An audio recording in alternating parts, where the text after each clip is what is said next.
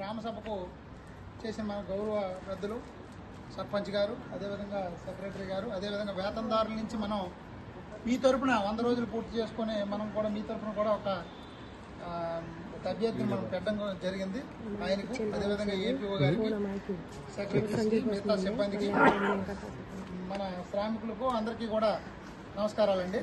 ముఖ్యంగా ఈరోజు మనం గ్రామ సభ ఎందుకు ఏర్పాటు చేసుకున్నామంటే, మీరు ఉపాధి పనులు చేశారు పోయిన సంవత్సరం. ఈ ఉపాధి హామీ పథకం పైన సెక్షన్ 17 ప్రకారంగా తనిఖీ చేయాలని ఆ చట్టంలో ఉంది. ఆ చట్టం ప్రకారంగా ఎప్పటికప్పుడు ప్రతి సంవత్సరం కూడా మీరు చేసే పనులను, జరిగే ఖర్చును, మీకు అందే డబ్బులను, వీటన్నింటినీ కూడా సక్రమంగా అందుతున్నాయా లేదా, మీకు పని కల్పిస్తున్నారా లేదా, పనులు జరిగేటప్పుడు ఏమైనా తప్పిదాలు జరిగాయా, లేదంటే కరెక్ట్గా ఇస్తున్నారా లేదా, ఆ పనులు ఉపయోగమా గ్రామానికి కాదా అనే దానిపైన సామాజిక తనిఖీ అనేది ప్రతి సంవత్సరం కూడా జరుగుతుంది. ఎందుకోసం అంటే అనేక రకాల పథకాలు వస్తాయి మన ఊర్లో. చాలామందికి పెన్షన్ పథకం, లేదంటే ఇంకా రకరకాల పథకాలు ఉన్నాయి. మరి మొన్న తల్లికి వందనం, ఇలా ఇటువంటి పథకాలన్నీ వస్తుంటాయి కదా. అంటే ప్రభుత్వం మారగానే ఇంకో పథకం పేరు పెట్టి పథకాలు వస్తుంటాయి.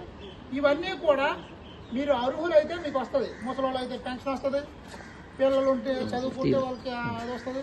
ఇలా అర్హులైతే వస్తుంది. కానీ ఉపాధి హామీ పథకం మీరు కష్టపడితేనే డబ్బులు వస్తాయి, అంతేనా కదా. మిగతా పథకాలన్నీ అర్హత ఉండాలి, కానీ దీనికి కష్టపడాలి. అంటే మీ కష్టానికి తగ్గట్టు ఫలితమే వస్తుంది.